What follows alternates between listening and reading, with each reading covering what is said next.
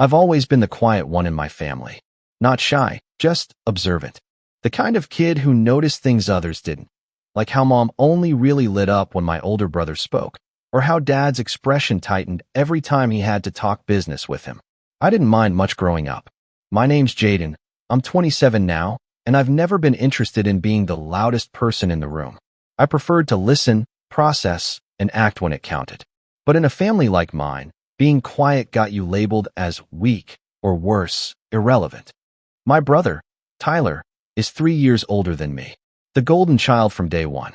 Star quarterback in high school, loud, charismatic, full of bravado. He could sell ice to an Eskimo, as Dad used to say. And while I was in the background building spreadsheets, systems, and quietly improving how things ran behind the scenes, Tyler was the one giving big presentations and taking all the credit. That was the dynamic. He talked. I delivered. We grew up in a business family. My grandfather started a modest logistics company back in the 70s. It grew steadily, nothing flashy, just solid, dependable work. When he passed, Dad took over and expanded it further, keeping the business family run but introducing some actual structure. Tyler, of course, was groomed early to take the reins. I wasn't even really considered. I was good with tech and processes, so I was told I'd always have a role, but leadership? Not in the cards. You don't have the voice for it, Mom once said with a shrug when I asked if Dad had ever considered me. Still, I didn't mind. At least, I told myself I didn't. I went to college, majored in business systems engineering, and when I came back home, I started working quietly behind the scenes. I built software that saved us hundreds of hours in delivery routing, automated invoicing, and even reduced our overhead by nearly 20% in the first year. But every company newsletter, every meeting, it was always Tyler's strategy or Tyler's vision. I just nodded and kept working. 2 years ago, Dad started stepping back more. He didn't say it, but we could all feel it. Fewer meetings, more fishing trips. He never officially announced a succession plan, but Tyler began acting like the company was his. He started managing people directly, me included, which was always tense. He'd shoot down my ideas in meetings, even ones he later pitched as his own. I'd confront him about it, and he'd brush it off with a grin. Just part of the game. Little bro, gotta be quicker next time. Things really shifted 6 months ago when Dad called a family meeting. Just the three of us, Mom, Tyler, and me.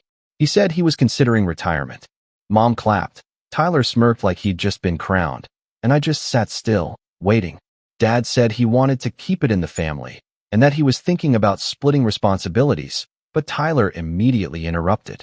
Look, Dad, you don't have to sugarcoat it. Everyone knows I'm ready. I've been managing the teams, building client relationships. I've got the leadership skills.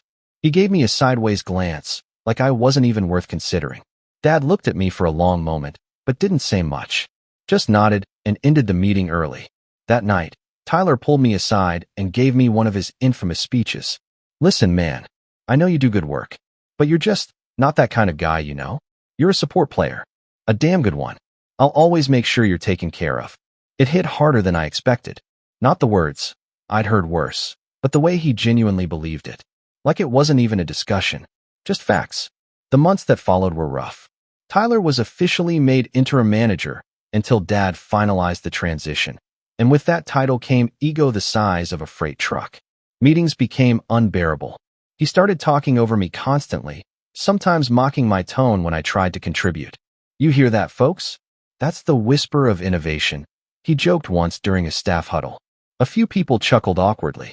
I just looked down at my notes, but my stomach burned. Then came the meeting. It was just last week. Monthly operations review. The room was full. HR, logistics leads, finance, even Dad, sitting in the back quietly. I had worked all weekend on a new warehouse optimization plan that would have saved us $80,000 a quarter. When I presented it, Tyler leaned back, arms crossed, and waited for me to finish. Then he stood up and laughed. I mean, sure, if we want to listen to spreadsheets whisper sweet nothings to us, he said, grinning. Look, I get it, Jaden's got his thing. But let's be real. He's way too quiet to ever lead anything. You're lucky I even keep you employed, bro. Dead silence. I felt the air leave the room. My ears burned.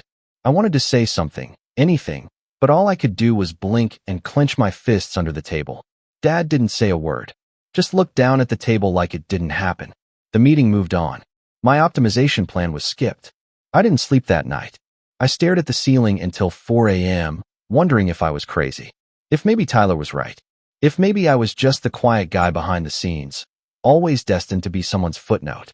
But the next day, everything changed.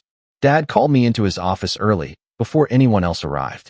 He looked tired, like he hadn't slept either. Then he handed me a set of documents and a small black box. I opened it and froze.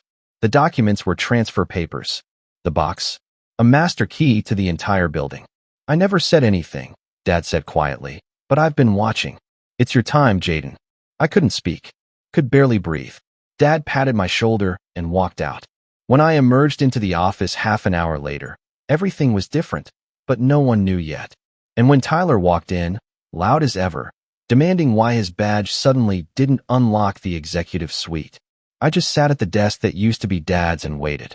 That was the beginning. If you had told me the day before that everything would flip like a coin in a storm, I would have laughed. Not because I didn't want it, but because I genuinely didn't believe it was possible. That morning, though, something inside me shifted. I'd spent my entire adult life being overlooked in my own family, especially by Tyler. And now, for the first time, I had leverage, real power, and he had no idea. I didn't announce it right away. That wasn't my style. I sat at Dad's desk, heart pounding in my chest like a drum, letting the moment settle. I reread the documents he gave me. Full transfer of operational ownership, effective immediately. There was a short clause stating, all authority and decision-making now rests solely with Jaden Mitchell. It was simple, quiet, just like me. Tyler came in late, as usual. 30 minutes past the scheduled time for our weekly leadership briefing. He made a show of rolling up his sleeves and walking in with his Starbucks cup like he was the king of the castle. You wouldn't believe the traffic today, he said, tossing his keys on the table. Then he stopped. He noticed where I was sitting. What are you doing in Dad's chair? His voice was laced with a chuckle, like it was some kind of prank. I held up the document without a word. He stared, waiting for me to explain. I didn't. I just waited, calm, the way I'd always been, letting the silence do the heavy lifting. He finally walked over, snatched the papers from my hand, and scanned them. His face changed in stages, smirk to confusion, then confusion to disbelief, then disbelief to a kind of amused outrage. This is fake, right? He asked, trying to laugh again. Is this some kind of joke? Did Dad seriously put you in charge? I didn't flinch. He did. No. Come on. This doesn't make any sense. You don't even. Look, no offense, but you're not a leader, Jaden. You've got no presence. You barely talk in meetings. People don't follow someone who blends into the wall. I stood up slowly, met his eyes, and said, That's your problem, Tyler. You think volume equals value. He opened his mouth to speak, but I walked past him and said, You're no longer in management. I'll be restructuring the team this week. The sound of his coffee cup hitting the floor behind me was louder than I expected. He didn't say another word that day, but that was just the beginning. The first 2 weeks were pure chaos. Not because I didn't know what I was doing, but because Tyler made it his mission to undermine me at every turn. He wasn't officially in a leadership role anymore, but he still had friends on the floor, people he'd taken to lunch, laughed with, partied with. At first, they didn't know what to make of the change. Everyone thought it was temporary, like I was just holding the seat warm until Tyler worked his magic and reversed everything. There were whispers, cold shoulders. People who used to thank me for fixing their systems now avoided eye contact. I'd walk into a department and conversations would stop. I told myself it was just the adjustment period, but it stung more than I expected. Still, I kept going, quietly making changes, quietly gathering information. Tyler, meanwhile, took every opportunity to test my patience. He'd walk by my office on calls, speaking loudly about how the company was better before, or how this place has no direction now. He'd corner employees at their desks, telling them I didn't understand how logistics worked, and that they should come to him if they needed anything real. And worst of all, he kept showing up to meetings uninvited. One time during a quarterly strategy session, I had just finished presenting a new cost-saving measure when Tyler waltzed in, sat down, and said, Okay, let me tell you how we really used to do things. He hijacked the rest of the meeting, talking over me and ignoring the agenda. I didn't stop him. I wanted to see how far he'd go. Afterward, I called him into my office and told him calmly that this was the last time he'd do that. He rolled his eyes. What are you going to do, fire me? Dad would never let you. That's when I realized something important. Tyler still didn't believe it. He thought Dad would step in, that this was temporary, some kind of test. I decided I needed to make it real. I started cleaning house. Not publicly, just quiet changes. I began with the systems Tyler had implemented. Old, bloated, manual processes that cost us more than they saved. I had our tech team rebuild the back end with automation, increased tracking transparency, and integrated tools I'd been prototyping for months. Departments started noticing improvements. Faster scheduling, smoother payroll, real-time tracking. Morale shifted. Slowly, eyes turned toward me, not out of fear, but respect. For the first time, people were starting to see who'd been holding the company together all along. Tyler didn't take it well. A week later, I found him in the break room surrounded by a few of the warehouse guys. They all stopped talking when I walked in. He smiled at me and said, "So, boss man, you planning to replace everyone who ever disagreed with you? Or just the ones you're jealous of?" I didn't engage. I looked at the others and said, "Can you give us a moment?" They hesitated, looked at Tyler, then shuffled out. "You've got 1 week to adapt," I told him, "or you're done here." He stood up, face twisted in disbelief. "Are you serious right now? You think you can just cut me out of our company?" I stepped closer. "It's not our company anymore, Tyler. It's mine. And you're acting like a liability." That was the last real conversation we had. Because what happened next wasn't a conversation, it was war. Tyler escalated everything. He started planting rumors, saying I was planning mass layoffs, that I was selling the company, that I didn't care about the employees who built this place. He even tried to log into systems he no longer had access to. IT flagged it immediately, and I had to issue an official security audit. HR got involved. People were starting to feel the tension. Mom, of course, called me one night and demanded to know what I was doing. "You know your brother's been crying in the garage for 2 nights now?" she said like I was the villain. "You always were sensitive, Jaden, but this is too far. He's your brother." "I'm not doing anything to him," I said. "He's doing it to himself." "You're punishing him for being confident," she snapped. "No," I said, my voice steady. "I'm holding him accountable for being cruel." She hung up. Dad, on the other hand, stayed silent. Completely. I think he knew this was coming. He'd built the business. He'd watched us grow into it. And I think deep down, he understood Tyler's leadership was a house of cards. But the real breaking point? The moment everything truly fell apart? It came during the annual shareholders' dinner, an event we usually held at a fancy hotel downtown, catered, full of speeches and handshakes. It was the one time every year when all the big players came to see how the family was doing. Investors, longtime clients, partners from neighboring cities. A big deal. This year, I was supposed to give the opening address. My first one as CEO. I had a speech prepared. Not flashy, just heartfelt. I wanted people to see that the company was in stable hands. The ballroom was packed. The lights dimmed. I walked to the podium. And then Tyler stood up at his table. He clapped slowly, loud, mocking. "Let's all give a round of applause for the quiet kid in the corner," he said, smiling. "The new visionary of the family." Laughter rippled, uneasy, confused. I stared at him. "Go ahead, little bro," he said.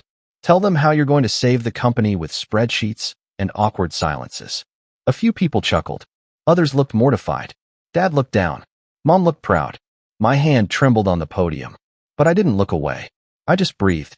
1 second. 2. 3. I adjusted the microphone. And that's when the real storm began. I stared at Tyler. The spotlight didn't flinch. It cast both of us in full view. Me at the podium with a folder of carefully prepared notes, and him, smirking, arms wide like he'd just delivered the punchline of a joke he was proud of. In that moment, I didn't feel angry. I felt hollow, like someone had reached into my chest and scooped everything out. All I had ever wanted was to do right by the company, to work hard and be taken seriously. And now, here I was, handpicked to lead, standing at the most important event of the year, and my own brother, in front of the people I was supposed to inspire, was turning me into a spectacle. I swallowed hard. The weight of silence in the ballroom was unbearable. The kind of silence where even the waiters stopped moving.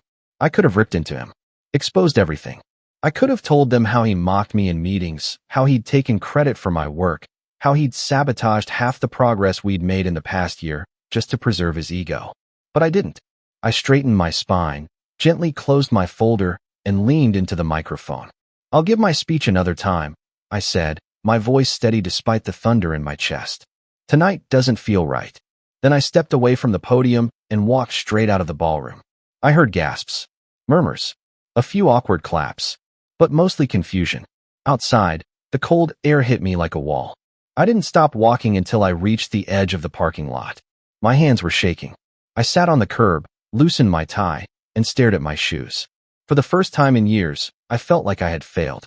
Not because I wasn't good enough, but because no matter how much I accomplished, no matter what power I held on paper, I was still that quiet kid in the back of the room.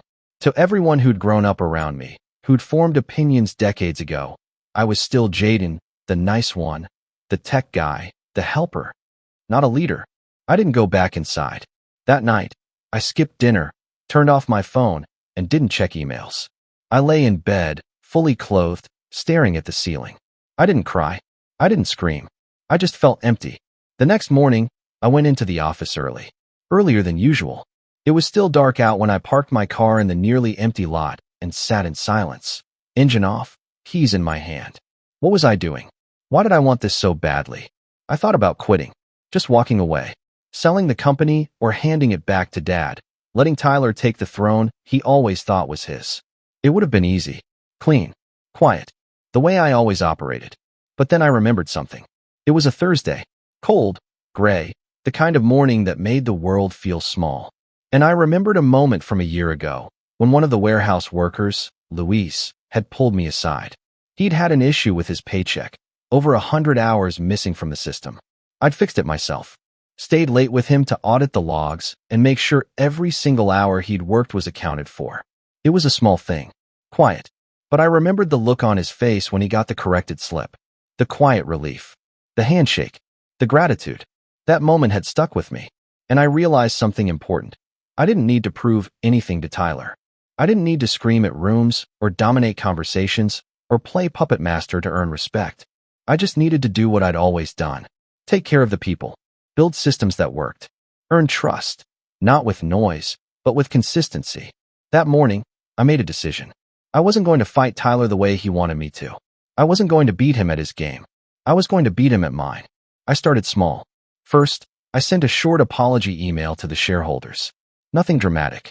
Just a note saying I had chosen not to speak at the dinner due to an unexpected personal conflict, and that I would be hosting a follow-up presentation at our headquarters next week to discuss the company's direction and performance. No mention of Tyler. No drama. Then I got to work. For the next few weeks, I lived in that office. Not just during the day. I was often the first to arrive and the last to leave. But I wasn't burying myself in spreadsheets or locking myself in an ivory tower. I was in the warehouse, in the delivery bays, in the break rooms. I met with the night shift staff who had never even seen an executive before. I sat with our drivers during their downtime, asking about routes and pain points. I invited every single department to book one-on-one time with me. No gatekeeping, no bureaucracy. And they came, at first cautiously, then in waves. People told me about inefficient policies Tyler had enforced, about managers who hadn't been held accountable, about broken equipment that had gone unreported because no one cared. And I listened. More than that, I acted. Within 3 weeks, I had restructured 2 departments, replaced 3 middle managers who'd been quietly abusing their power, and implemented a new suggestion system that rewarded employees for process improvements. I didn't post about it. I didn't blast it in company memos. But the shift was obvious. People smiled when they saw me. They opened up. And best of all, they started talking about me in a different way. He listens. He fixed that thing we've been complaining about for months. He's actually around. Even people who used to avoid me started asking questions, offering ideas, wanting to be involved. Meanwhile, Tyler? He grew quieter. His lunch table posse dwindled. His passive-aggressive hallway remarks stopped. I didn't fire him. Not yet. I wanted him to see it first. I wanted him to understand, fully and deeply, that leadership wasn't about being loud. It was about being effective. But the final push came from an unexpected place. Her name was Priya, our new client success manager. She'd transferred in from a partner firm and didn't know any of the family drama. She just saw me as the CEO. No history, no baggage. One afternoon, she stopped by my office with a box of files and said, "Hey, I just wanted to say, you've built something really special here." I blinked. "Thanks, but I'm still working on it." She laughed. "Aren't we all? But seriously, people trust you. That's rare. You don't command the room with charisma. You earn it with clarity." It's refreshing. That compliment hit different. Maybe because it came from someone with no skin in the family game. No biases. Just someone who saw the work and respected it. That night, I stayed late again. But not to work. To plan. Because I finally knew how this would end. Not with a fight. Not with a screaming match. But with a decision. A quiet, final one. And when it came, it would be devastating. It was funny how, once I stopped trying to be noticed and simply started doing what needed to be done, people began noticing anyway. The company began to hum like a well-oiled machine. There were fewer delays in shipments, more transparency between departments, and, most importantly, more trust. The walls Tyler had built to preserve his own little empire were slowly being dismantled, brick by brick, by the very people he used to look down on. I wasn't trying to destroy him, at least not at first, but power reveals people. And Tyler, without his title, without his inherited authority, without Dad shielding him from his own incompetence, well, he didn't know who he was anymore. That was the first crack. He started coming in later and later. Some days he wouldn't show up at all. The few times he did, he would wander the halls like a ghost in a house that no longer belonged to him, trying to assert control over conversations he was no longer a part of. But I didn't just want him out of the company. I wanted the why to be undeniable. I wanted everyone to see what I'd seen for years, not out of spite, but out of necessity. Because Tyler wasn't just a bad leader. He was dangerous in positions of influence. And if I simply forced him out without the truth surfacing, it would only leave room for revisionist history. I needed people to know why I let him go. So I started digging. Not into gossip or rumors. Into the numbers. Tyler had always bragged about his big wins from his time in charge. The investor contracts he closed, the expansion plans he spearheaded, the new vendor relationships he claimed to have secured. I'd always taken those claims at face value. Dad had too. But now, with full access, I could finally trace the lines. And what I found was messy. Deals signed without legal review. Vendor contracts with bloated fees and unexplained surcharges. Expenses marked miscellaneous that bled tens of thousands over a 2-year span. One particular vendor, Ironstream Transport, stood out. Tyler had brought them on a year before Dad stepped back. I remembered it clearly because he'd made a whole presentation about cutting-edge shipping solutions and boasted about how he negotiated a lower per-mile rate than any other logistics partner we'd ever had. Only, that wasn't true. Buried in the billing system were adjusted invoices, duplicate charges, fuel surcharges that exceeded industry norms, and even a premium client relationship fee that seemed completely fabricated. The worst part? The contract was locked in for 36 months. I cross-referenced the vendor's business license and found something that made my stomach turn. Ironstream Transport was registered under a shell company owned by Tyler's old college roommate. The same guy who once crashed on our couch for a summer and had borrowed a few grand from Tyler to get back on his feet. It all clicked. Tyler had funneled company money into a personal favor, disguising it as a business contract. It wasn't just nepotism, it was fraud. Quiet, slow, and hard to detect, but fraud nonetheless. I didn't react right away. I stared at the screen for a long time, numb. The spreadsheet sat there, glowing faintly in the darkened office, while the truth settled like a lead weight in my chest. This wasn't just about corporate strategy or differing leadership styles. Tyler had been stealing. And while I could have gone nuclear right then, called the lawyers, had him escorted out, launched a formal internal investigation, I realized that wasn't the best play. If I wanted this to stick, if I wanted the company, the board, and our family to understand the full scope of who Tyler really was, I needed to set the stage carefully. So I made a list. Everything Tyler had touched. Every department he'd manipulated. Every person he'd leaned on for influence, favors, or silence. Then I started visiting people. Quietly. One by one. I started with Mark from finance. He'd worked under Tyler during the Ironstream contract signing. A good guy, numbers first, but always hesitant to challenge authority. I invited him to lunch off-site. No suits, no laptops, just two guys with burgers and a notepad. I laid out what I'd found and watched the blood drain from his face. I always thought something was off, Mark said, running a hand through his thinning hair. But Tyler, he said the numbers were pre-approved, that your dad had already looked at them. He didn't, I said flatly. Mark sighed, sat back, and looked me in the eye. I'll help however I can. Then came HR, then legal, then logistics. I didn't reveal everything to everyone, just enough to get them to talk. And slowly, like threads unraveling a sweater, the full story began to take shape. Tyler had created a shadow system. Nothing overtly criminal on the surface, just enough plausible deniability to keep himself clean. But with the right people looking and the right documents aligned, the deception became impossible to ignore. Still, I needed more. I needed something that no one could argue with. Something public. So I reached out to Luis. Remember him? The warehouse worker I'd helped a year ago? Turns out he wasn't just respected. He was trusted. People talked to him. About everything. I asked if he'd heard anything unusual about Tyler lately. He paused, then leaned in. I heard he's been trying to poach drivers, he said. Poach? Yeah. Like, starting a new company. Or maybe a partnership. I don't know. But he's been floating the idea to a few people. Offering bonuses. Promising flexible hours. I felt my jaw tighten. He was building a fallback. That explained the increased disappearances. The meetings off-site. The tension. He was preparing to leave, but not before taking part of the company with him. I thanked Luis, then drove straight back to the office and logged into our network security portal. I had IT pull every device login, access attempt, and network activity from Tyler's account over the past 90 days. He'd been emailing confidential client lists to a private Gmail account. Not once, not twice, 14 times. And not just that, he'd attach contract templates, pricing tables, and scheduling algorithms. Our trade secrets. The next day, I looped in legal. Quietly, carefully. No alarms. No announcements. Just preparation. Because I had everything I needed now. But I wasn't going to take it to the board just yet. First, I had to talk to Dad. It had been weeks since we'd spoken beyond polite nods in passing. I knew he was watching everything unfold.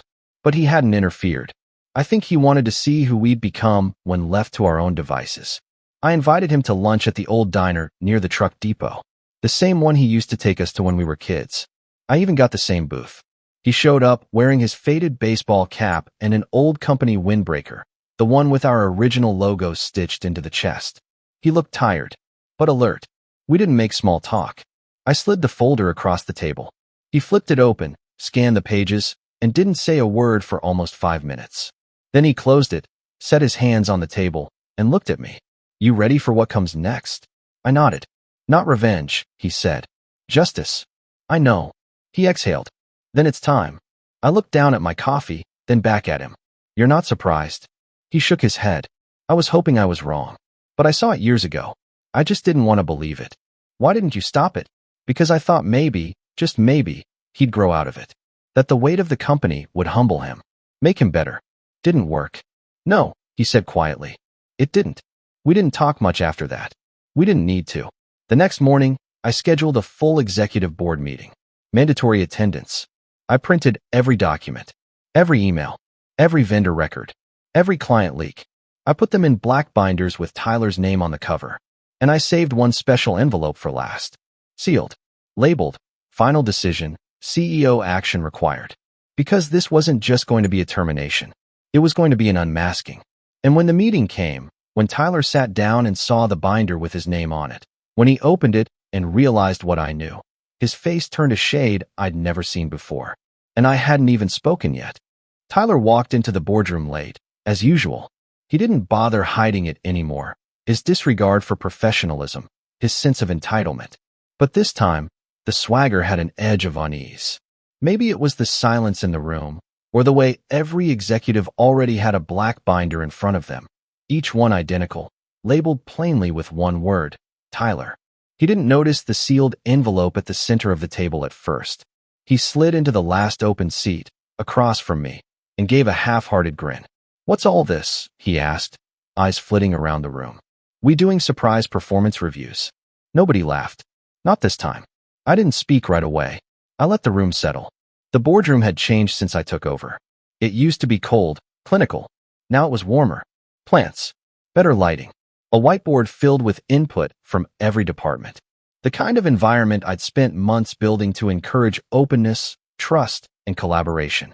But this wasn't a collaboration. This was a reckoning. I stood slowly and took a breath. I've gathered everyone here today to present the findings of a formal internal audit. I began. All information has been verified, cross-checked, and reviewed by legal. You'll find the supporting evidence in the binder in front of you. Tyler opened his binder, and the color drained from his face. It started with the vendor contracts, pages of financial inconsistencies. Then came the emails, personal communications between him and the owner of Ironstream Transport, clearly colluding on inflated rates and fabricated surcharges. Then screenshots of his unauthorized access attempts, the client lists he sent to his personal email, and finally, testimonies from employees who'd been approached about new opportunities with him. I said nothing. Let the evidence speak first. Tyler flipped pages faster now, frantically scanning, shaking his head. This is out of context, he muttered. This is ridiculous. You're blowing this way out of proportion. Is there anything in there that's false? I asked calmly. He froze. You didn't even ask me for my side. You blindsided me. I didn't move. I'm giving you your side now. Say what you need to say. He looked around the room, desperate for a lifeline. Come on, you guys know me. This is a witch hunt. Jaden's just bitter because I gave him tough love. He's twisting things. Nobody responded. Not one person. Even the ones who had laughed at his jokes months ago now stared at him like they didn't know who he was anymore. He turned to Dad.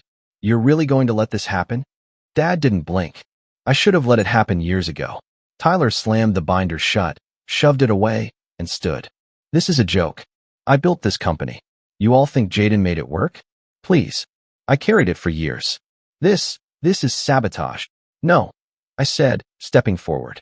This is accountability. Then I picked up the sealed envelope from the center of the table and placed it gently in front of him. He stared at it like it was a bomb. This is your formal termination, I said, along with a detailed summary of every policy and legal clause you violated. Legal has already prepared the necessary filings. You'll also find a non-compete clause, which you triggered by poaching drivers and sharing proprietary data, and a cease and desist order. His hand hovered above the envelope but didn't touch it. You're being escorted out immediately after this meeting, I added. Your access has already been revoked. Silence. Tyler's mouth opened, then closed again. Then he laughed, a short, dry, bitter thing. You think this is over? He said. You really think this is how it ends? You're nothing without me.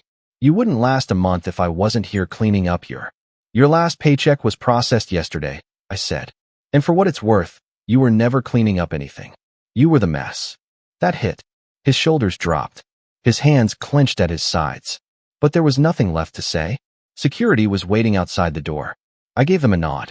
He tried one last time to appeal to someone, anyone, with a desperate look as he was let out. But no one met his eyes. And then he was gone. Just like that. The fallout wasn't small. There were press inquiries, murmurs from the board, and a few clients who needed reassurances. I spent the next few weeks clarifying the situation, with transparency, not spin. I gave full disclosure to our partners. Sent personal emails to every employee explaining the breach of trust, the steps we were taking to protect the company, and my commitment to keeping things honest moving forward. The surprising part? People respected it. The truth. No fluff. Just accountability. Employee morale skyrocketed. Teams that used to operate in silos began collaborating more openly. We began to rebuild, slowly, but deliberately. I didn't do it alone. I promoted people who had been overlooked for years, gave managers with real empathy and vision the space to lead. I hired a new compliance officer, rewrote internal policy to prevent anything like this from happening again. And for the first time in the company's history, we weren't just family-run. We were team-led. As for Tyler, he spiraled. I heard rumors that he tried to start his own company but couldn't get the funding, that Ironstream collapsed after we severed the contract, that he went to Mom asking her to intervene, but she refused to get involved anymore. She still sends me the occasional guilt-laced text. He's your brother, Jaden. Family is family. But she knows better than to ask me to reverse anything. And then came the voicemail. It was late. I just finished a long call with our warehouse expansion team when my phone buzzed with a message from an unknown number. I hit play. His voice was quieter than I remembered. Hesitant. Weighed down. Hey, it's me. Look, I know I messed up. I was stupid. I was angry. I wasn't thinking straight. I miss it, man. The company. The people. Everything. I don't know what to do anymore. Can we talk? I deleted it. Not because I hated him. Because I finally didn't need his validation. Because for the first time in my life, I wasn't standing in anyone's shadow. I was standing on solid ground. Ground I built myself. The next company meeting was different. No drama.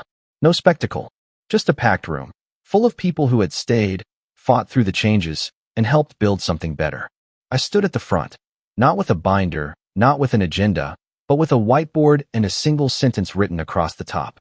What does real leadership look like? And as the room filled with ideas, laughter, and a surprising number of post-it notes, I realized something.